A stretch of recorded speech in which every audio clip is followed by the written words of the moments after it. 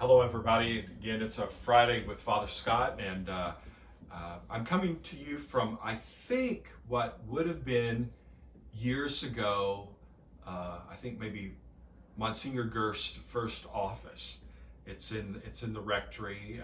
I call it the green room because I keep the green light on all the time as a sign of solidarity with those during this time of COVID-19. And so I'm coming to you from what I call the green room today. And the gospel that we have today, there's one line in it that I would like to focus on. So I'm going to just read a simple little part of today's gospel, and then I'm going to stop. It's from St. John's Gospel. Some Greeks who had come to worship at the Passover feast came to Philip, who was from Bethsaida in Galilee, and asked him, "Sir, we would like to see Jesus." Sir, we would like to see Jesus. That's from St. John's Gospel 12:21, that one line. And I stopped there today because that's really the challenge of the faithful Christian, the disciple of Jesus, that when people look at us, they should be able to tell that we're followers of Jesus.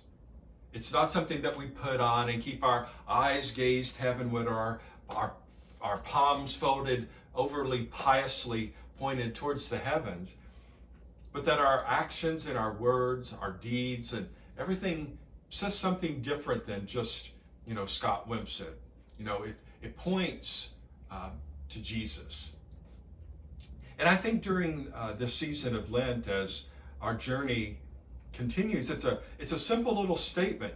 These folks come up and say, "We would like to see Jesus." And in a cathedral somewhere, I've heard Archbishop Kurt say this. I think so. It might be St. Louis, that on one of the old pulpits, on the spot where you would rest your books, inscribed there is this gospel passage: "Sir, we would like to see Jesus." So in our preaching, in our teaching, in our celebrating, in our being, we show others the face of Jesus and his love. It's a real challenge, I think, for us today to be able to do something that powerful, yet maybe it's rather simple to love as he did. So today, as we hear those simple words, a challenge for you and me.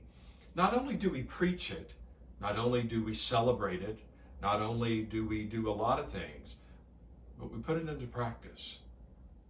And people see in us something that they want, something that they hunger for, something that they long for.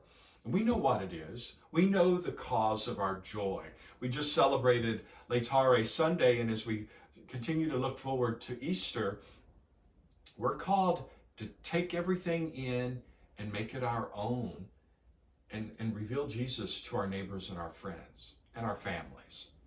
So as we hear, "Sir, we would like to see Jesus," remember what it means for you and me. We're supposed to reflect his image by the living of our lives. So today, as we continue that walk to the Easter celebration, we're going to celebrate Palm Sunday, Palm and Passion Sunday. We're going to celebrate Holy Thursday and Good Friday, the Easter Vigil, and Easter Sunday. And as we start to turn the curve, with all this COVID and the vaccines and so forth and so on, there is a cause for rejoicing and a cause for celebrating. And yet it's still a little caution and a challenge for you and me this day. I know just a couple of days ago, as we were getting ready to start a funeral at 10 o'clock at church, the church bells began ringing. And as the family gathered around, I simply reminded them, because a number of the children were from out of town, I said, we ring the bells at 10 o'clock, again, to remind others that a lot of folks have lost their lives.